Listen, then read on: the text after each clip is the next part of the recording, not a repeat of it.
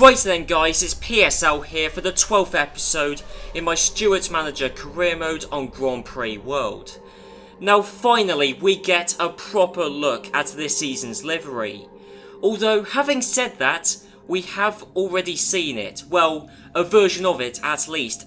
In the previous episode you might have thought it was odd that the footage used to show this season's livery was obtained from last season, just before the Luxembourg Grand Prix. Now that is because when I first loaded into this season, the livery the game told me was this season's livery looked like this. Now as you can tell, that is basically the original livery, the 1998 livery. It's got the HSBC sponsorship all over the car.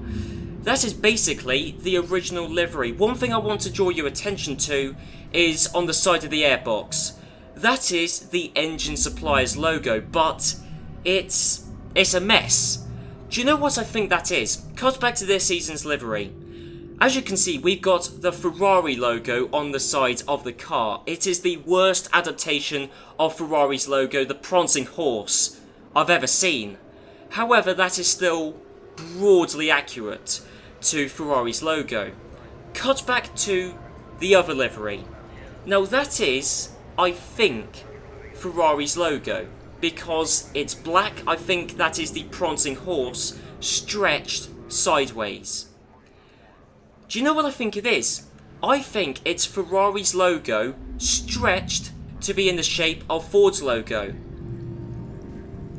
There are a couple of pressing personnel issues which I do want to get sorted as soon as possible. The first one being Takaki.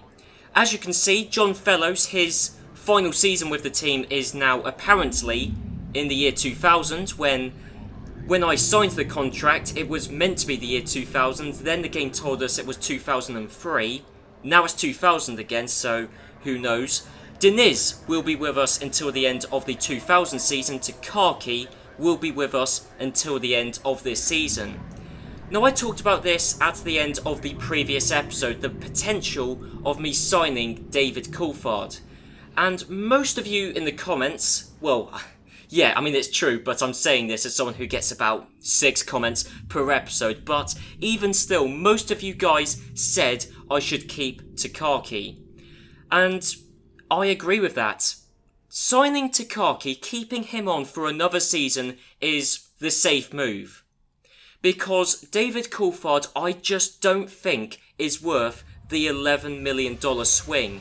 The $11 million hit in finances, I don't think David Coulthard is worth that. There is a lot we can do with $11 million, and I don't think there is that much David Coulthard could do for us. Not in this position, not with the team in the state it is in now. So we're going to sign Takaki for the year 2000. So now we have got Diniz, Takaki and John Fellows, who will all be with us until the end of 2000.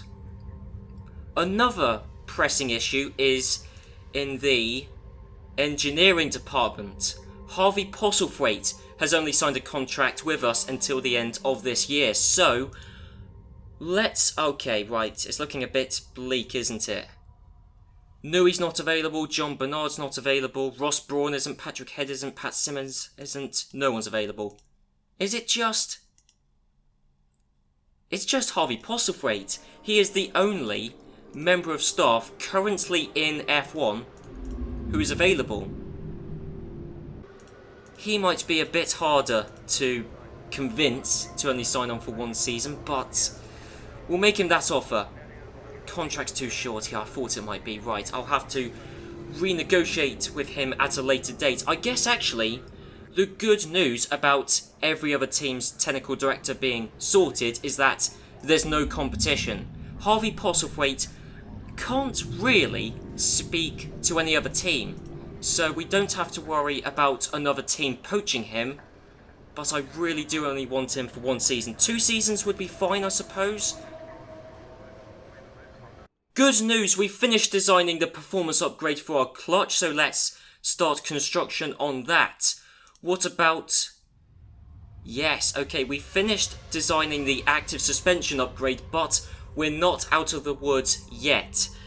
So, we could construct the driver aid, but then we're running it illegally. Even if it isn't illegal, because it hasn't been verified by the FIA under... where is it? Under...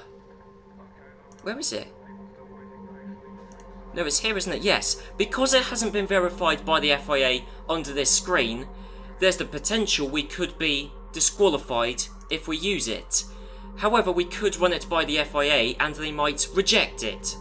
They probably will. But I'm going to run it by the FIA because if we run it by the FIA and they approve it, then we can run it without worry of being disqualified forever. So, let's see what the FIA have to say about our active suspension unit. They've actually approved it! I am surprised, I am very surprised with how lucky we got there. So, the FIA have approved our active suspension driver aid. This isn't good. We've already got to resort to using our third car. Oh no, it's even worse than I thought. It's even worse than I thought. Not only have we got to use our third car... Actually... No, I don't want to do that. I really don't, because that's just a waste. Here's the thing, is I used a good chunk of my... Well, 45% of my mechanics on testing.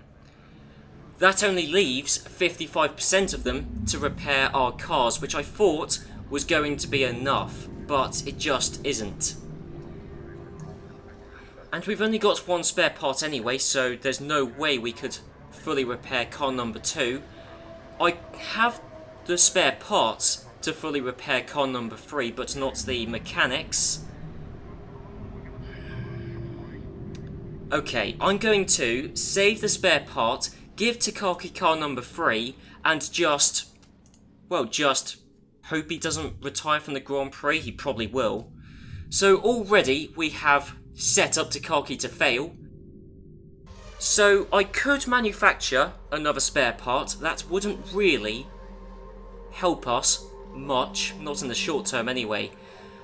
So I would rather manufacture our driver aid, our active suspension, than I would a spare part. But obviously we've only got 13% of our staff left. I think we needed 58% to manufacture the driver aid, so it is going to cost, instead of $40,000 to manufacture, it is going to cost $71,600 to manufacture.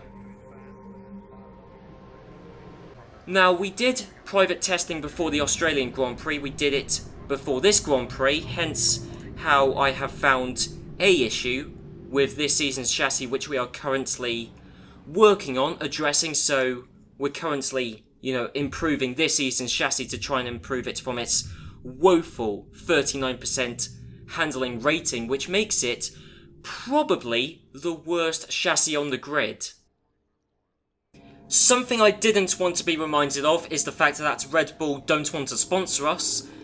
So let's move on from that onto engines. Right, Ferrari are happy to supply us next year, but again, only on a customer or partner deal. What about Mercedes? Exactly the same deal. Exactly the same. Actually, both 1 season deals, both customer or partner with the same deal completion bar length. That's fantastic. Mercedes are finally interested in supplying us, which means I'm going to jump ship again. I'm going to try and get Mercedes-Benz engines. That is surprising actually. Goodyear, for some reason, are willing to give us a works deal. Yep, same deal here with AGIP, a customer or partner deal. But I've just noticed actually on a 3-season deal, I'm not sure if I want to be locked in with AGIP for 3 seasons. 3 seasons. AGIP's fuel this season is worse than it was last season. Yeah, sure, that can be said for most fuel suppliers, but I'm not sure if I really want to stick with AGIP. And anyway, I can actually explain AGIP's drop in performance, well, to a certain extent anyway. Elf was the only fuel supplier to better their fuel from last season to this season, and that's because they are the only fuel supplier to have 5 out of 5 R&D. Hence why Ferrari have gone with them. Yes, Elf only have 1 out of 5 cash, but maximum research and development. So then let's free up this 5% of my commercial staff and also save myself $385,500. We're not going to run a VIP treatment as the Brazilian Grand Prix. It's not financially worth it. Well, to be honest, I think the VIP section of the game is a false economy. The top teams run it because they have the money to burn. We don't. We have to use our money wisely. I'm sorry Takaki sending you out into a Grand Prix knowing full well you'll probably retire, but you can have an active suspension unit, as can Pedro Diniz. We have got a driver aid fitted onto our car for the first time in this career mode. So let's confirm that, and of course it's a fully legal driver aid. The FIA are happy with that. And of course, this just brings me on to the issue of arrows. We have still yet to find a driver aid on the Arrows car. Now, Arrows could tactically be removing a driver aid from their car every time we look for it. And also, our 15% of our mechanics might just be doing a bad job at looking for it. But if Arrows don't have a traction control upgrade, or if we don't find one, then I'm utterly baffled.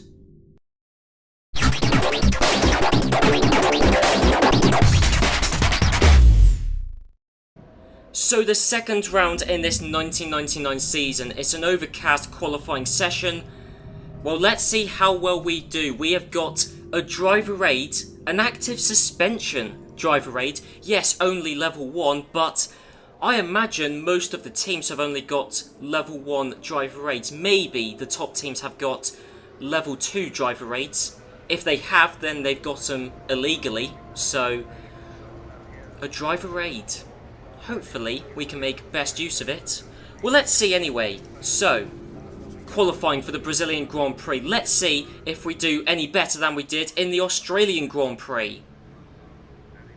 Well, we haven't done especially well, 17th and 18th. It is a Heinz-Harald Frentzen pole position, Damon Hill in second, Eddie Irvine in third. So you've got both Benettons in first and third. Benetton, the team to beat. Damon Hill, let's not forget, is McLaren's driver number 2.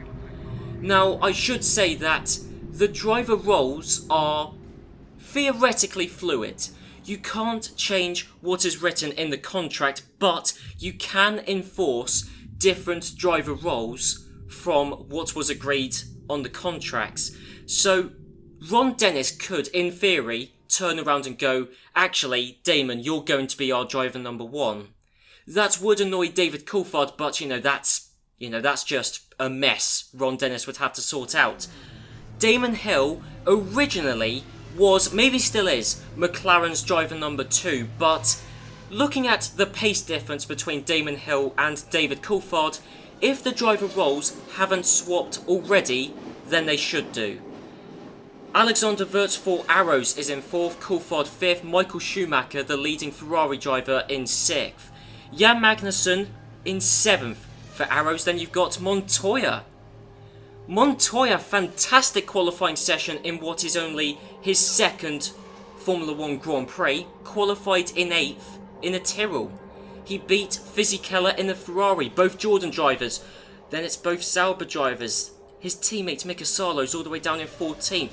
Then you've got both Prost drivers in 15th and 16th. Let's not forget though, in the Australian Grand Prix, Hakkinen qualified poorly and then did extremely well in the race, but it was a wet Grand Prix. So maybe that had something to do with it, I don't really know. You've got Diniz in 17th, Takaki 18th, Herbert, Trulli, Rosset, and would you believe this? Jacques Villeneuve in the Williams has qualified last. 22nd place for Jacques Villeneuve in the Williams. No one would have put money on that before this season started. Jacques Villeneuve in 22nd. Johnny Herbert hasn't done much better, but he's still in 19th. The pace gap between Johnny Herbert and Jacques Villeneuve is only 0.3 of a second. However, in this game that is massive. The pace gap between Häkkinen and Marini, the two Prost drivers, is half a second. Half a second, when you're talking about the pace difference between teammates, is massive. So the Brazilian Grand Prix is going to feature the first dry race in this 1999 season. And, well, our qualifying performance left a lot to be desired. Takaki, with 37% wear on his car, is unlikely to finish this Grand Prix. He could, but the odds are certainly stacked against him. Pedro Diniz is a decent driver. He scored points for Arrows last season. He is a capable driver. Hopefully we can get lucky with retirements for other drivers, other teams, and maybe, just maybe, we could sneak a point. Of course, yeah, we do need to confirm the strategy, but that's all fine. Let's see how well we do now. Not well. Really not well, but Alexander Wurz for Arrows won the 1999 Brazilian Grand Prix. Arrows have won a Grand Prix in this series. Arrows, the same team that were a complete joke in my F1 Manager series, have won a Grand Prix on Grand Prix World. Alexander Wurz in the Arrows beat Eddie Irvine and Heinz-Harald Frentzen, both driving for Benetton. Then you've got Jan Magnussen, the other Arrows driver, in 4th. Jan Magnussen has scored points with Arrows. He never scored points when he was with Stewart. Then you've got Damon Hill, the leading McLaren driver, in 5th.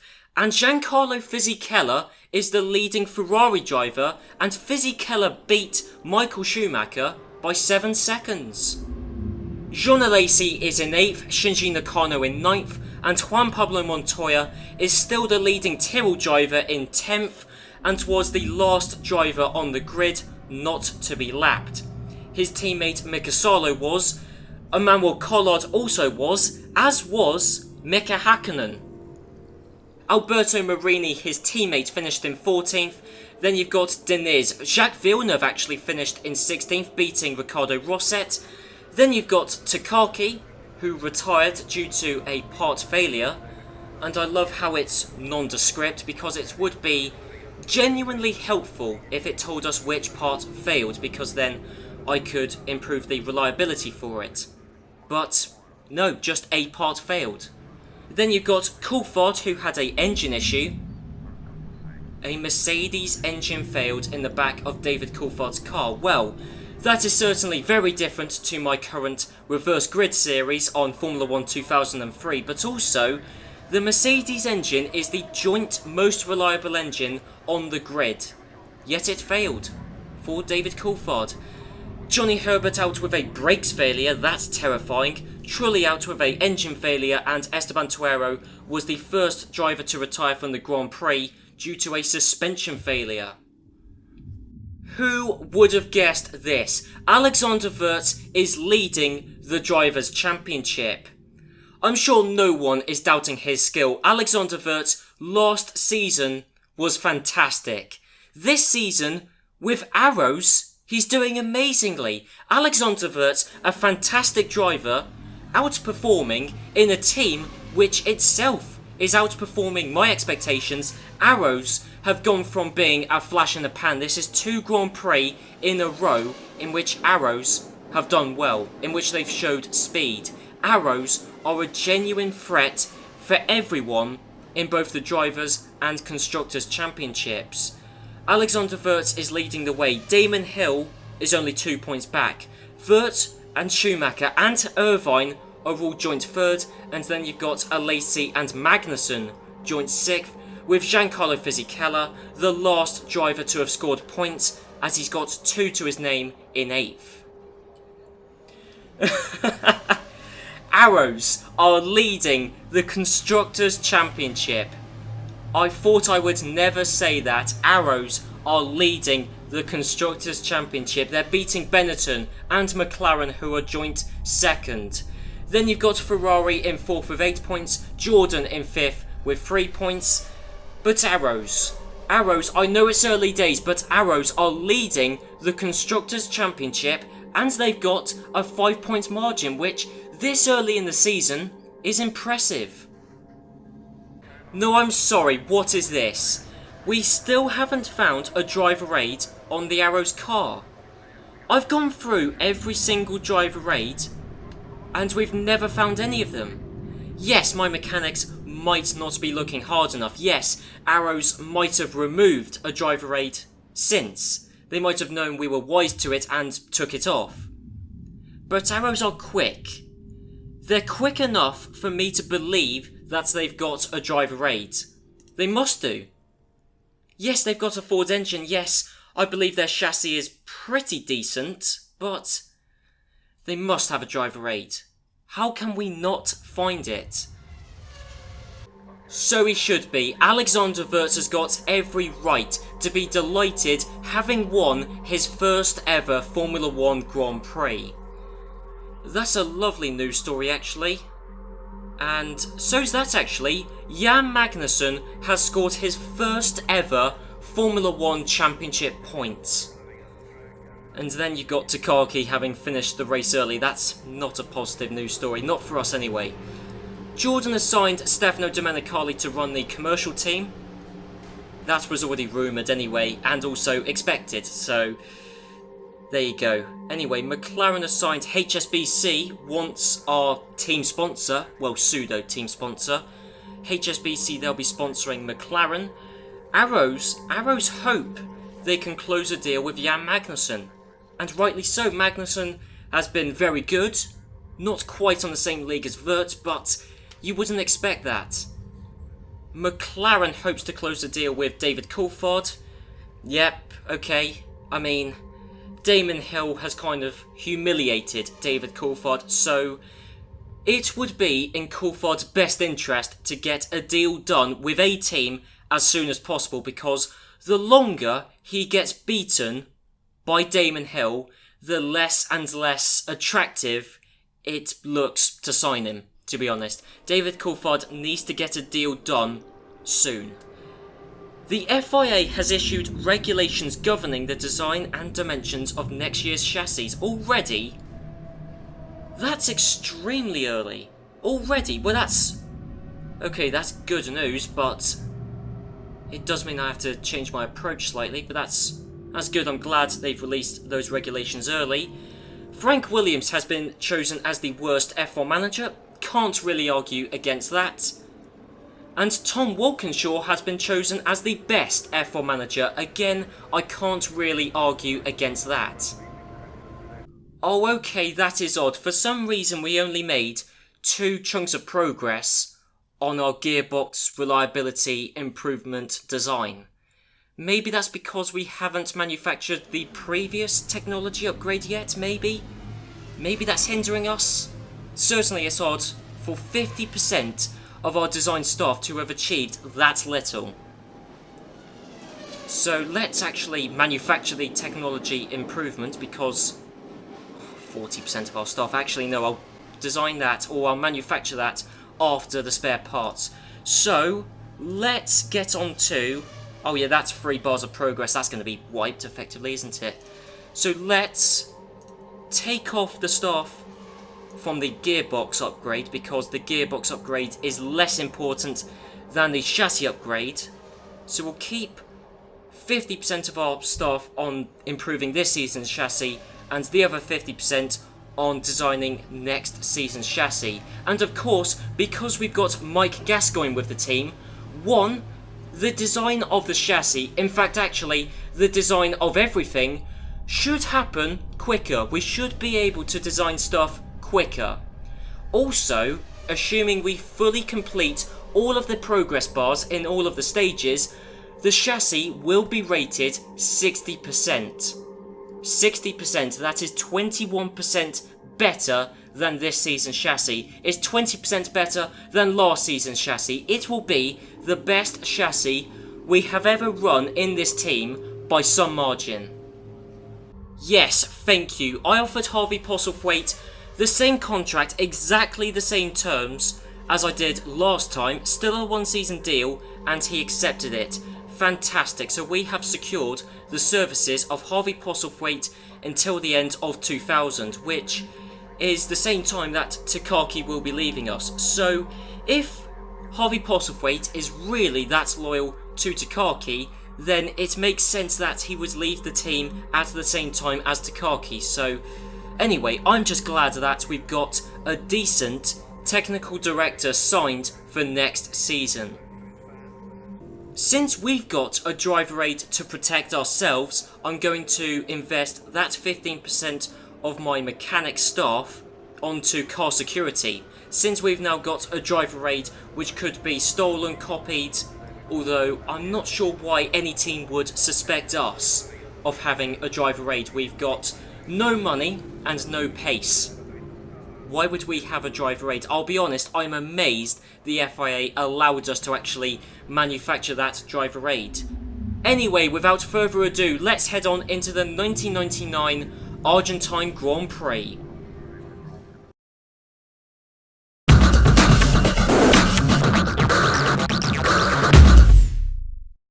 I have to say, I wasn't expecting much from us in this qualifying session, and rightly so, because we qualified in 17th and 18th places.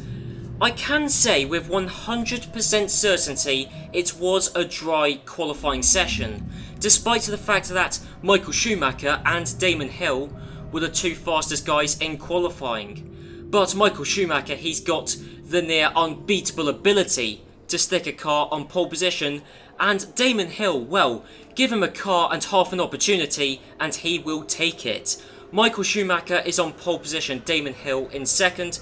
Then you've got Vert, Coulthard, Frentzen, Fisichella, Irvine.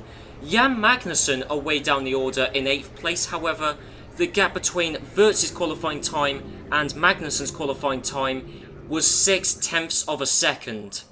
6/10 of a second, that is massive. Really massive actually, and Magnussen is hoping to renew his contract with Arrows.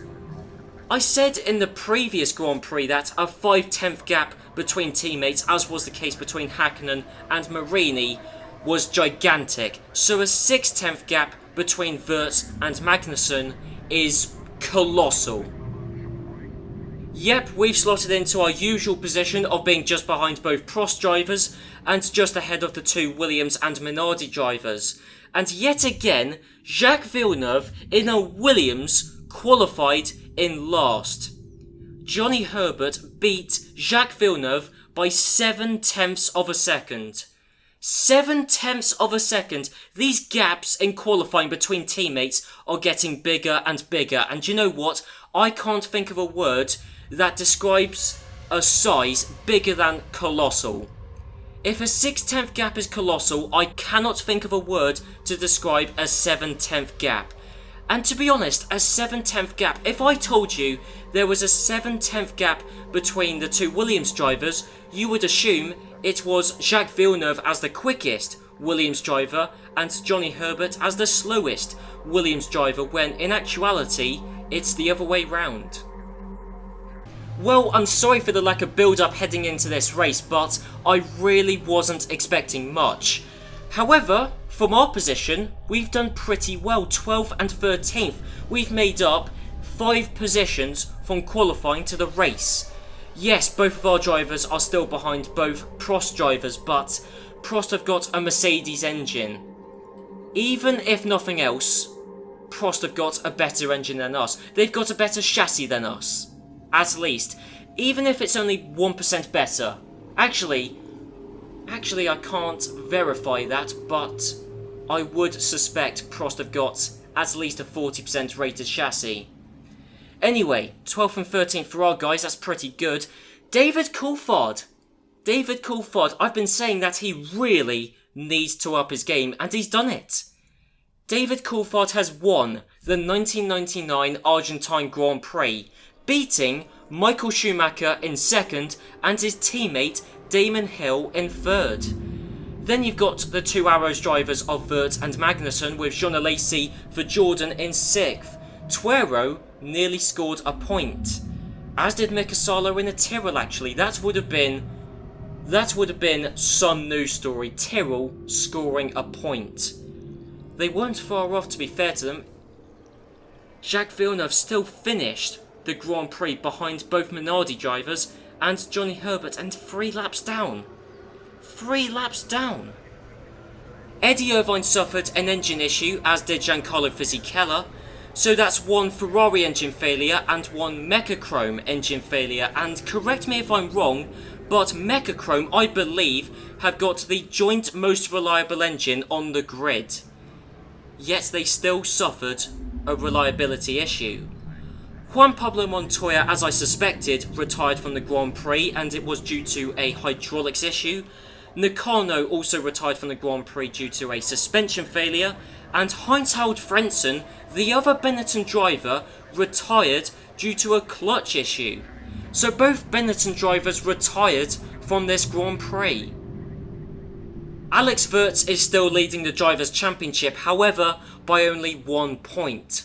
Damon Hill is on 16 points, Wirtz 17. Then you've got Michael Schumacher on 12 points, only 5 off of the lead. David Coulthard has got 10 points to his name. He is the 4th driver in the Drivers' Championship and the last one to have double-figure points. Then you've got Frentzen and Irvine, the 2 Benetton drivers, joined 5th in the Drivers' Championship, with Magnussen, then Alesi, then Giancarlo Fisichella. So 9 drivers, as of yet, have scored points in this season. McLaren, thanks to their 1-3 finish, lead the Constructors' Championship. However, Arrows are only 4 points back. It actually looks like the Constructors' Championship could be a 2-way battle between McLaren Mercedes and Arrows Ford. So just before I end off this episode, let's have a look at the post-race news. Now the first page is stuff we already know about, stuff we've already seen with our own eyes. So onto the second page, Arrows. Arrows have secured the services of Jan Magnussen. Fantastic for Arrows, fantastic for Magnussen certainly. And David Coulthard has agreed to race for McLaren. Why would Coulthard say no? That's weird, because that suggests to me that McLaren convinced Coulthard. I suspect it was the other way around. I suspect Coulthard had to convince McLaren to keep him on. Although actually I say that, there aren't that many drivers available to speak to. One of them was Takaki before I renewed his contract. One of them is Esteban Tyrrell. One of them is Michael Schumacher, to be fair, although he is expensive and, I would say, committed to Ferrari. One of them is Eddie Irvine. And that's pretty much it. So, I guess actually it was kind of inevitable Coulthard was going to stick with McLaren.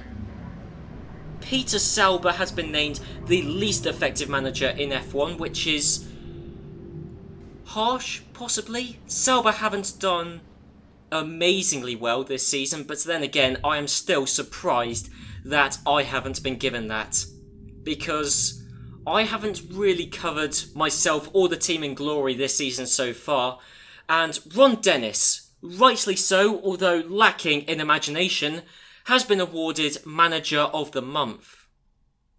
So then guys, I hope you enjoyed this episode. If you did, be sure to leave a like, comment down below, and I'll see you guys in the next episode, in which I'll be taking part in the 1999 San Marino and Spanish Grand Prix.